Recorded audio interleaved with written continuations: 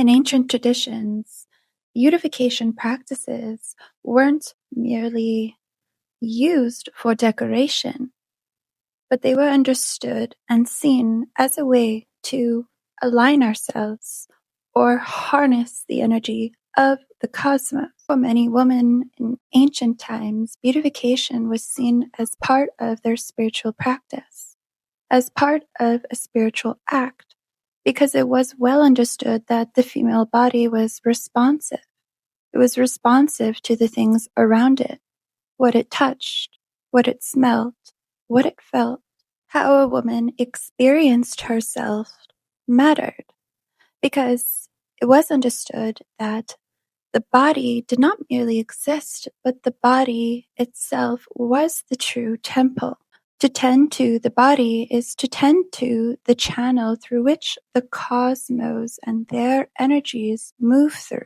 A woman's self-perception, her ability to feel and experience her own sensations within her body, was very important and still is today, although many of us have lost the esoteric meaning behind cosmetics and the practice of beautification. The body does not distinguish between inner and outer experience. When a woman allows herself to feel rushed, when she begins to neglect her own needs and her body's needs, she begins to feel dullness, a disconnect between herself, her desires, and her day-to-day life begins to feel a lot more dull. The body contracts, sensations withdraw, and desire quiets. The body opens in areas where it feels attended to, and this is why the way a woman feels about herself, the way she perceives herself both externally and externally, has always mattered, and not morally, but rhythmically. Let's speak about the libido for a moment here, because it is connected to this conversation. It is often reduced only to the understanding of sexuality, but traditionally the libido held a lot broader, a lot larger of an understanding. The libido itself is your vitality, your life force energy, moving freely throughout the body without any energetic disturbances. So beauty in this sense was one way that a woman restores this connection to her libido's current. When a woman does not feel confident about herself, when she doesn't enjoy herself, when she doesn't like the way she looks, it affects her hormonal system. And so in turn, it affects her libido. There is a connection here between the way she feels about herself and her hormonal system. So taking the time to play with different cosmetics, to play with different fabrics, play with different forms of beautification is not seen as an act of vanity, something shallow, but something that is actually a part of your spiritual practice.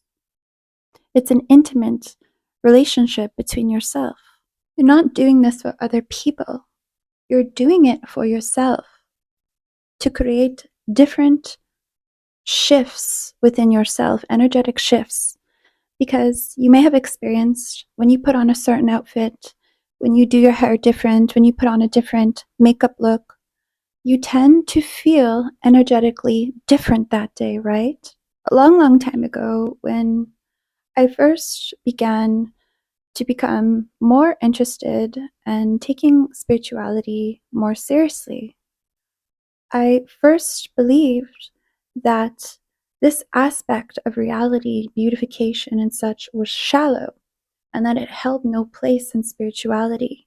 I also thought that materialism in general, enjoying girly things, getting dressed up and such like this, again, had no place within spirituality, and so I denied these things for myself until I got much deeper and deeper and deeper into my spiritual practice, and I came to a realization that everything is connected, and there is nothing within this world that isn't spiritual. And so when I allowed myself to begin to enjoy materialism, but still have detachment towards it, I'm not attached to any of these things. They do not define me. They do not define my happiness.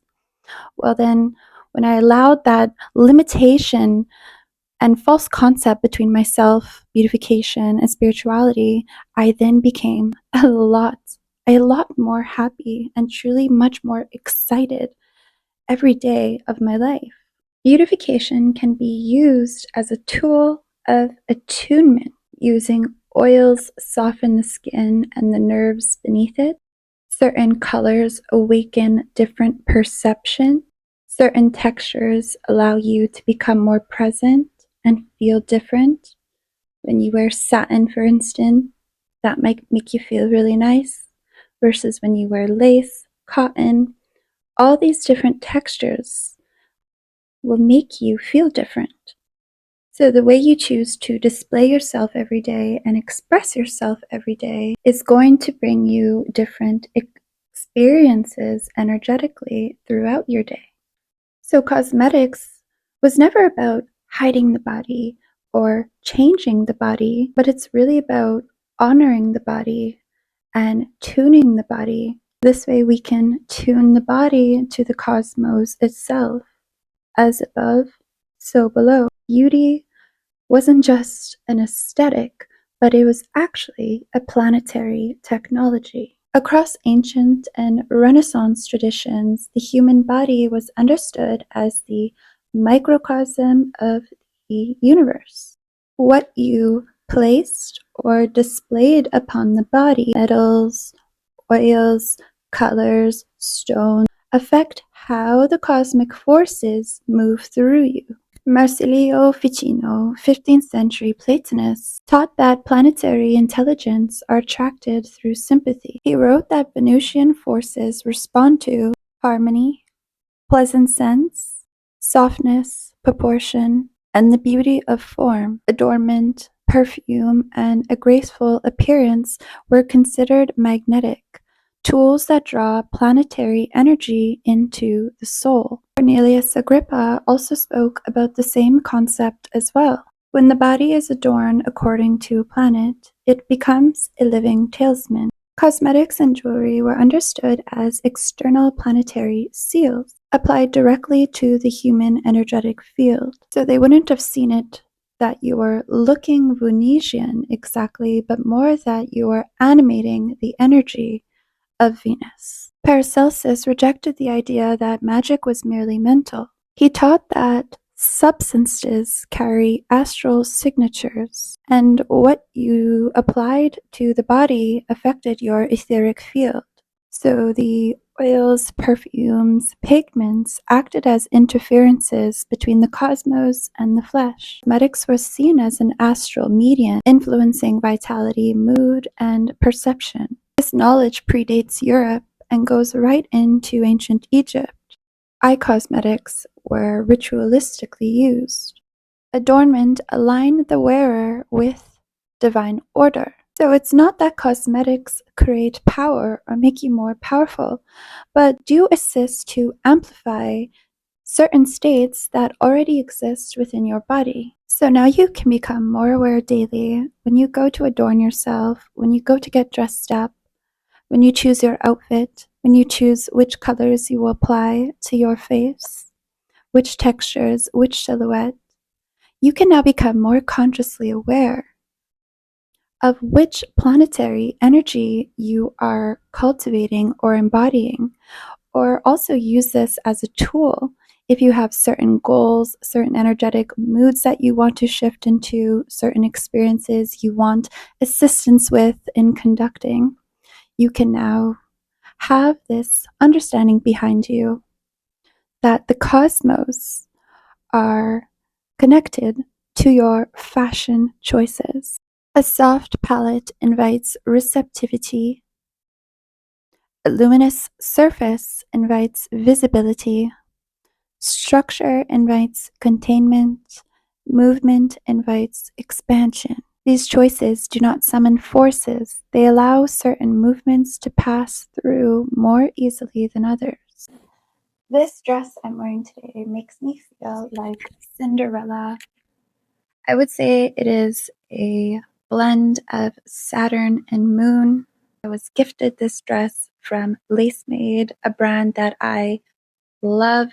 I love to shop from because their pieces are so unique. Their pieces are so elegant, and they truly make me feel that way as well. I feel extremely lucky and grateful that LaceMade has gifted me 3 dresses to show you guys today, and we will go over what planetary energies I feel that are animating from these 3 dresses.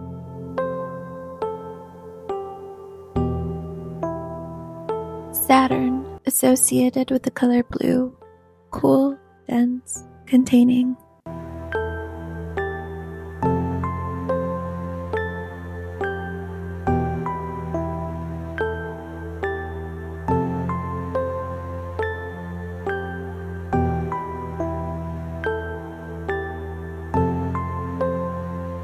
The moon, associated with the color white, light, breathable, receptivity.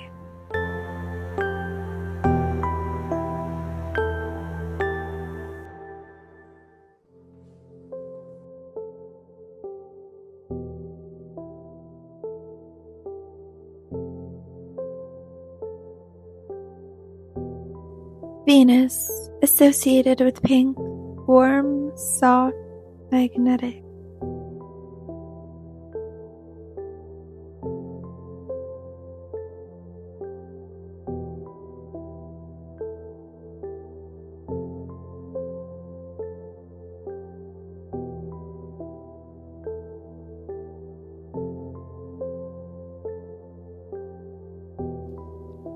I really love LaceMade's pieces because of how they make me feel energetically. Their designs feel vintage, nostalgic, almost like stepping into another timeline. I would say it's very overall Venusian, very lunar. There's a softness in the lace and fabrics that opens up my body and makes me feel more relaxed, makes me move slower, become more present, more intentional, but mostly much more excited.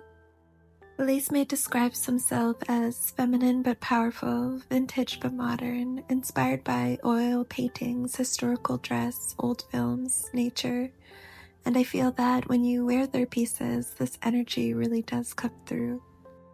LaceMade has provided me with a discount code for 15% off your purchase.